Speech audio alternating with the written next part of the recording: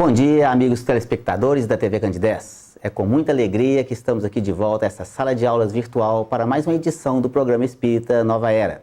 Este programa é uma realização da AME, Aliança Municipal Espírita de Divinópolis. Pedimos licença para entrarmos no seu lar, para levar a mensagem espírita nesta manhã até você.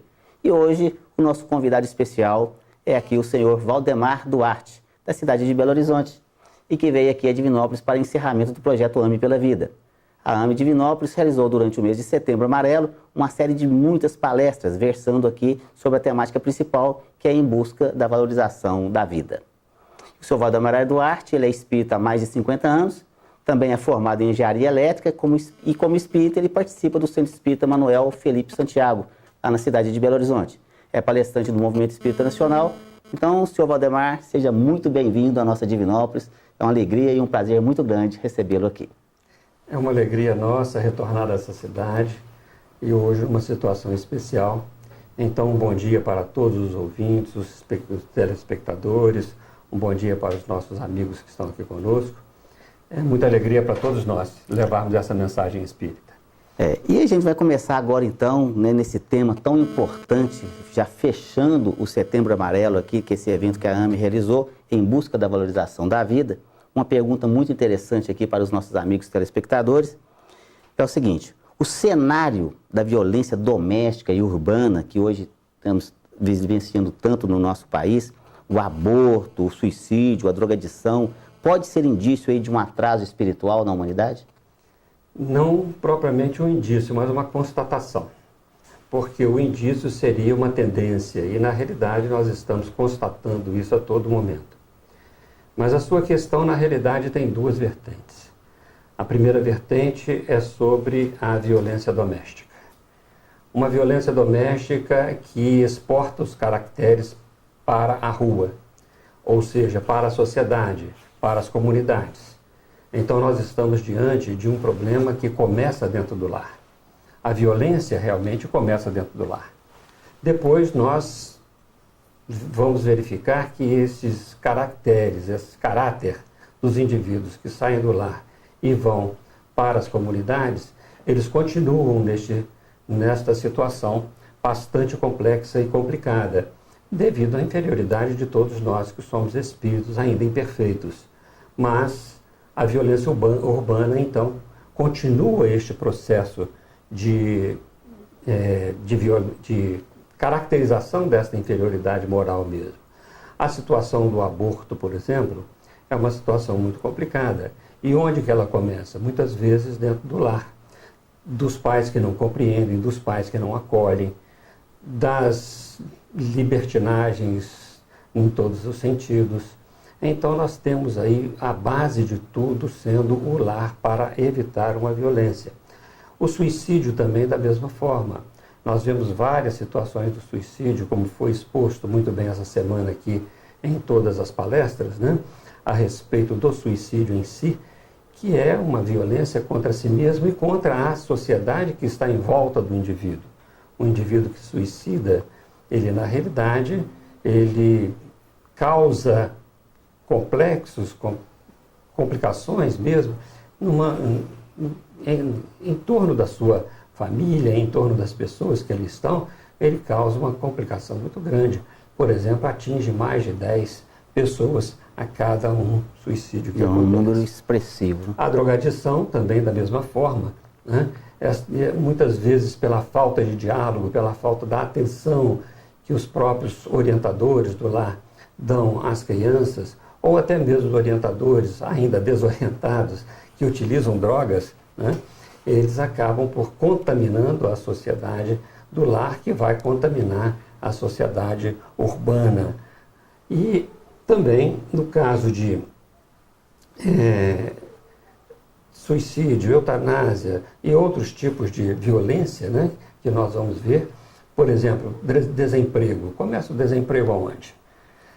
O desemprego começa pelos processos do egoísmo, pela situação em que as pessoas vivem, não caracterizadas realmente como uma violência, mas a violência do desemprego, da falta de moradia, da falta de comida, né? Da falta de vestuário, a falta de saúde. E essas questões todas acabam levando a pessoa a cometer um suicídio, né? Para tentar eliminar aquele problema, mas a gente sabe que vai causar um mal muito maior, não é verdade? Exatamente. Não só isso, como acaba desestruturando mais o lar. É verdade. Então, uma coisa reagindo com a outra, nós precisamos de verificar isso bem. Se nós estamos no lar para educar as almas, que é a primeira escola das almas, então que façamos isso bem. Né? Tá certo. E diante dessa questão aí do suicídio, do aborto e tudo, dessa pergunta que nós colocamos aqui, vem uma segunda. A vida sendo concedida então por Deus, né, Criador de tudo e de todos, nosso Pai, o homem então teria o direito de atentar contra ela, devido à questão do seu livre-arbítrio? Aquilo que é criação divina, o homem não tem direito de desfazer. Nós não temos o direito, e isso já está nos 10 mandamentos. Por exemplo, não matarás, não roubarás, não cobiçar a mulher do próximo. Os 10 mandamentos registram muito bem isso e nós estamos ainda por aprendê-los. De forma que tudo isso sendo concedido por Deus para nós, nós temos uma necessidade de colocarmos isso na nossa prática, na nossa vida diária. Por exemplo, o caso da eutanásia.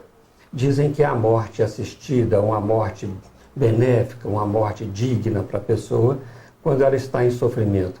Mas nós sabemos a necessidade desta alma, deste espírito, de passar por este processo até que o termo de sua vida seja realmente, na sua destinação, né, terminada normalmente, ou nós vamos apressar um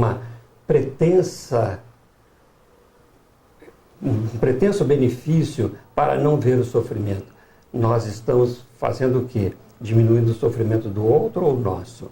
É verdade. E tu fala que às vezes aquele instante final da vida e de um arrependimento sincero pode ocasionar ali centenas de anos de menor sofrimento daquele espírito, não é verdade? Exatamente. Então, não só no suicídio que nós não temos o direito de atentar contra a nossa vida, também não temos o direito de atentar com a vida do próximo. Tá certo. Portanto, então, a doutrina espírita, ela é realmente contrária, né, à questão do aborto, à questão da eutanásia, à questão do suicídio. Ela é esclarecedora.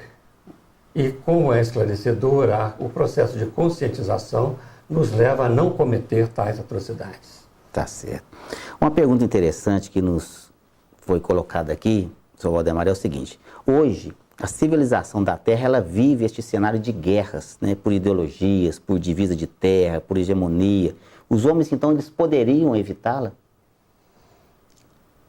As guerras, às vezes, são necessárias, diz o Livro dos Espíritos, pela inferioridade moral que ainda nos encontramos. Mas não para massacrar, e sim para confinar e auxiliar aqueles povos ainda muito mais primitivos a reerguer-se da ignorância que se encontram. Então, quando nós vemos, por exemplo, guerras no sentido de ideologias, de guerras que, na maioria das vezes, chamadas guerras santas, matamos em nome de Deus. Matamos em nome de Deus. Nós estamos, na realidade, Sérgio, vendo a completa ignorância das leis divinas e naturais. Nós vemos, por exemplo, o indivíduo vai e se suicida e mata tantas pessoas. Né? Pois é. Está livrando quem de quê? Nada com nada, porque a alma continua na sua sobrevivência. E dentro disso, ela vai permanecer, muitas vezes, revoltada mais ainda no plano espiritual. Quantos são aqueles que, por terem sido perseguidos na Inquisição, ou nas Cruzadas, ou muito antes disso, em nome de Deus, se revoltam contra Deus, e não contra os homens, e não contra si mesmo. Porque o sofrimento é muito grande daqueles que perdem as famílias. Então, esta revolta, isto pode gerar mais violência ainda. Eu me lembro quando ocorreu, por exemplo, a explosão das Torres Gêmeas. Sim. 2001, setembro de 2001. Isso. Né? Portanto, nós temos 16 anos deste ocorrido. Aquilo nos deu muita tristeza, porque a resposta não foi a resposta que poderíamos ter dado. Eu estou dizendo à humanidade. Nós demos uma resposta de violência. E essa violência foi gerando cada vez mais violência. Se aquela inicial da guerra ela tivesse sido vantajosa para a humanidade, não existiria mais guerra depois disso. Então, qual deveria ser realmente a reação? A reação deveria ser o seguinte: uma vez que eu te ataco, você me dá a outra face. Se eu te ataco com violência, traga-me a paz. Traga a saúde, a escola, traga todas as situações que possam promover o indivíduo como um indivíduo, e as guerras vão acabar. Então, portanto, nessa nossa inferioridade que ainda temos, nós lutamos não pela ideologia, mas mais pelo egoísmo que todos nós ainda carregamos. Até porque a gente tem aí já vários exemplos que violência só gera violência e gentileza gera gentileza. Não é verdade? Exatamente. Eu acho assim que a gente deveria agir sempre. Vamos nos lembrar do Cristo, por exemplo, né? Quando Jesus, na presença dos soldados de Caifás, ele foi levado, já estava, né, totalmente preso lá, e o soldado de Caifás lhe dá um tapa no rosto, lhe esbofeteia. A pergunta de Jesus para o soldado é maravilhosa, porque ele não reagiu, ele agiu. Ele agiu com todo o amor que ele poderia agir por aquele indivíduo. Ele perguntou assim, mais ou menos com essas palavras: se eu errei, mostra-me onde eu errei. Mas se eu não errei, por que me bates? Não é assim que deveria ser? Não é assim? Então nós temos que aprender com o Cristo, né? Todos esses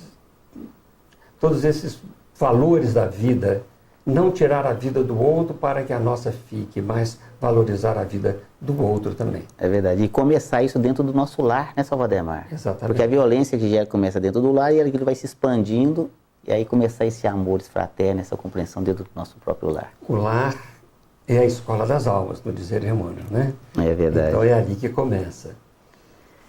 Bom, Salvademar, e dentro desse assunto todo que a gente está conversando aqui agora, até que ponto que cada um de nós, da humanidade aqui, nós nos devemos comprometer com essa campanha nacional em busca da valorização da vida? Ela não deve ser uma campanha mensal, ela deve ser diária. O nosso comprometimento deve ser, na realidade, no limite das nossas vidas. Fazer todo o possível, seja no trabalho, seja no lar, seja no lazer, onde quer que estejamos, todo este processo deve ser trabalhado em função de uma harmonia melhor. Diz o benfeitor Emmanuel que os nossos reflexos, né, refletem-se as pessoas umas nas outras, certo? É o amar ao próximo como a si mesmo. Nesse momento de reflexo de uma das outras, nós vamos refletindo e cada vez refletindo mais aquilo que nós guardamos de bom em relação aos outros e os outros também da mesma forma, nós vamos crescendo e vamos realmente caminhando para uma situação bem melhor na humanidade. Uma situação com mais paz, mais tranquilidade, uma situação com mais vigor espiritual. Então nós devemos fazer esta campanha constantemente. Acho ótimo que nós nos lembremos do que em setembro seria uma época boa para isso. Por quê? Porque começa a primavera aqui para nós, né? Verdade. No Brasil. E na primavera as flores voltam a surgir, não é isso?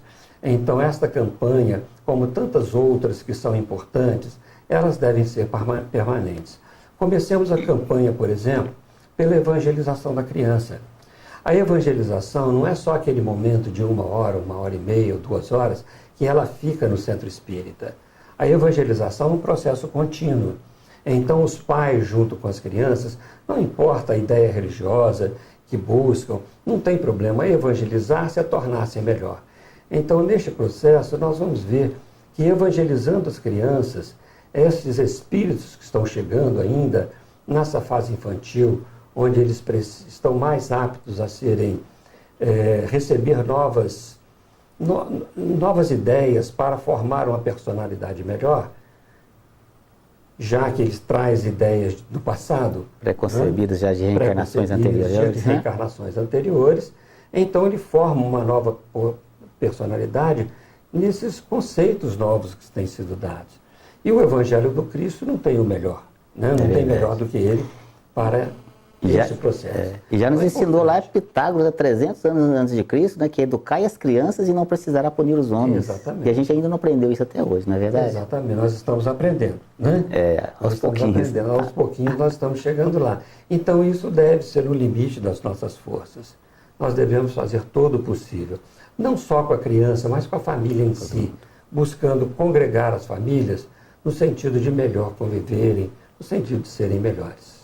Em suma, assim, é jamais virar as costas para quem quer que seja que te busque ajuda, né? O Brasil hoje é um campeão mundial de suicídio entre os adolescentes. Isso é uma coisa que deixa o nosso coração muito triste. Então, dentro da família, entre a sua roda de amigos, ficar atento a uma pessoa que está lá num processo de depressão, procurar, realmente, às vezes as pessoas se afastam dessas pessoas problemáticas e ao invés disso deveríamos nos aproximar mais, não é isso, Salvador? E antes que entrem no processo de depressão, existe todo um complexo dentro disso, que Émile Durkheim, o sociólogo francês, ele já colocou isso no princípio do século XX. Ele diz que na realidade existem os suicídios, né? Que são os suicídios chamados egoístas. É um grupo de pessoas que, na realidade, se afastam da sociedade, em que o seu eu é maior do que o eu social. E o afastar da sociedade não é da sociedade convencional, é da sociedade do lar. Uma vez que nós nos afastamos da sociedade do lar, ou da sociedade política, da sociedade das nossas convivências, do lazer, seja lá onde for, quando nós nos incorporamos a um grupo social para que a gente possa doar a este grupo social um pouco de nós mesmos, nós saímos do processo egoístico, nós saímos do processo do eu mesmo para sermos um eu mais coletivo. E com isso evitamos uma série de situações, de transtornos que poderiam levar ao suicídio. Um deles, por exemplo, no caso da depressão. O indivíduo que se doa não vai estar deprimido. É verdade. E aí, Salvador, chegou uma pergunta muito interessante que eu queria passar para o senhor aqui. Qual seria, então, o primeiro e maior de todos os direitos dos homens? De acordo com os espíritos na codificação, o primeiro e maior direito de todos nós é o de viver. O dos homens é o de viver. Mas o viver não significa estar vivo no sentido de ter pele, carne, osso, de viver fisicamente, né? Falando. Fisicamente. Né? Mas é o de viver em si. Sei como. De viver completamente a sua vida social, sua vida profissional, sua vida no lar. Então, o de viver. Este é o maior direito de todos nós. E como é direito dado por Deus, é um dever de todos nós, porque são as leis divinas que nos convidam a este processo. Então, nós não temos direito de atentar contra a vida de ninguém, porque, primeiro, é o direito de viver. E, segundo, que é um dever da nossa parte começar, na realidade, a viver bem, fazer o bem. Como Paulo diz aos Gálatas, né? Tudo que fizeres, fazei bem. Né? Tá certo. E diante disso aí, inclusive a questão do aborto, né, Salvador? Porque você está tirando a vida de um espírito que está sendo ali recém-reencarnado e que está totalmente indefeso. Não é só não tirar a vida de uma pessoa ali adulta, como no assassinato. Pior aquele que está reencarnando. E aí, gostaria que o senhor falasse rapidamente para nós ali, o que ocasionaria essas questões numa situação como essa? São muitas coisas podem atenuar ou agravar as situações do aborto. Primeiro, vamos dizer em relação ao espírito reencarnante. Se o espírito é um espírito bom, um espírito que já tem um processo de desenvolvimento maior, que já sabe as provas que estão passando, na realidade já sabe os riscos, inclusive, quando da sua reencarnação, ele pode, na realidade, não levar isso para dentro do seu ser, como raiva, como ódio, como revolta, e com isso não trazer para os pais ou os responsáveis pelo aborto um processo complicado na área das obsessões. Se é um espírito muito complicado, se é um espírito que reencarna numa situação, está reencarnando numa situação de resgate ou mesmo de expiação, esse espírito pode se revoltar e tornar-se um processo complicado no campo da obsessão para aqueles que são responsáveis pelo aborto. Isso é uma situação do espírito. Mas para o encarnado já existe uma série de complicações. Quando há ignorância completa, ele não leva para dentro de si o complexo de culpa. Mas todos nós já sabemos, pelas leis humanas, a proibição do aborto. O senhor citou lá nos 10 mandamentos, né? Terapêutico, não matarás. Então todos nós já sabemos disso. E nós temos a nossa consciência que grava a lei divina e natural, com certeza. Então nós já sabemos que não seria bom fazer isso. Mas fazemos muitas vezes pelo egoísmo, pelas situações que nos levam a ter um corpo mais perfeito, vaidade, no caso das mulheres, por exemplo, ou do egoísmo no sentido de não mais compartilhar com aqueles seres que estão junto conosco. Seria, entre aspas, um peso. Não é assim que a doutrina espírita pensa e nos ensina. Não é assim que o Cristo nos ensina. O Cristo diz, deixai vir a mim as criancinhas.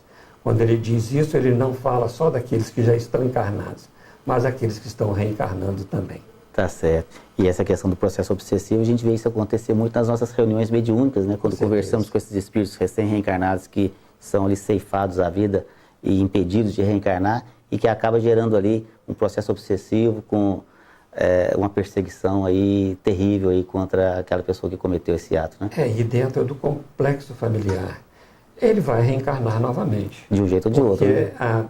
Exatamente. Está na programação dele, né? A vida vai nos ensinar bastante.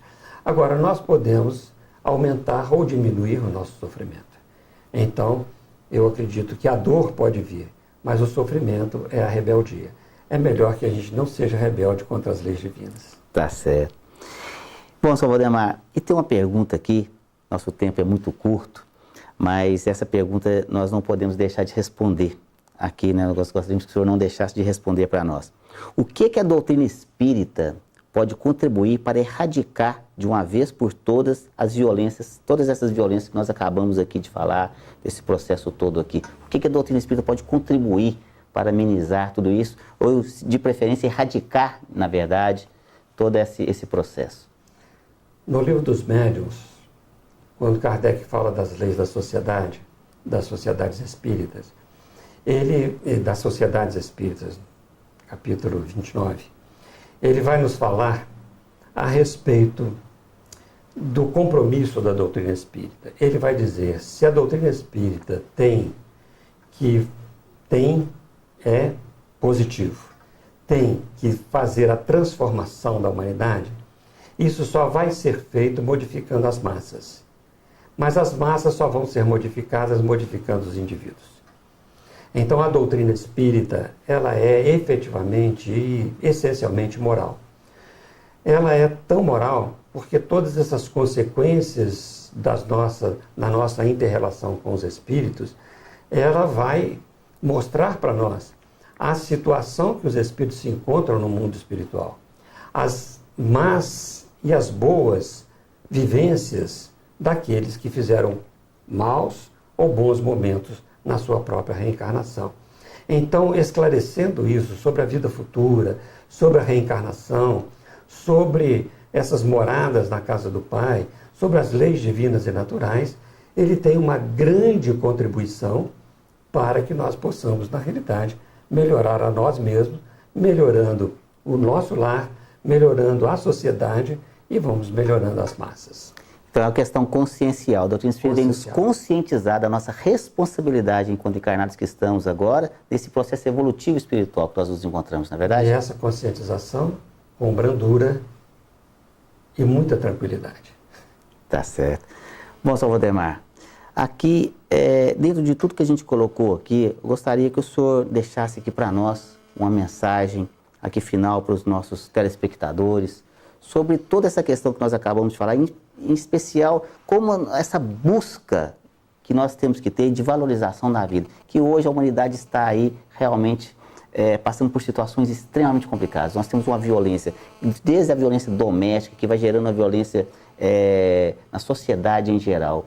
Então, gostaria que o senhor nos deixasse aí essa mensagem sublime aí, com toda essa bagagem de conhecimento que o senhor tem aí, dessa doutrina abençoada e maravilhosa que o Cristo nos deixou. Meu amigo, a mensagem tem que ser da nossa vivência. Nós modificamos nossa vida. Eu modifiquei a minha vida. Todos podem modificar as suas vidas. Não importa a situação que estejamos passando.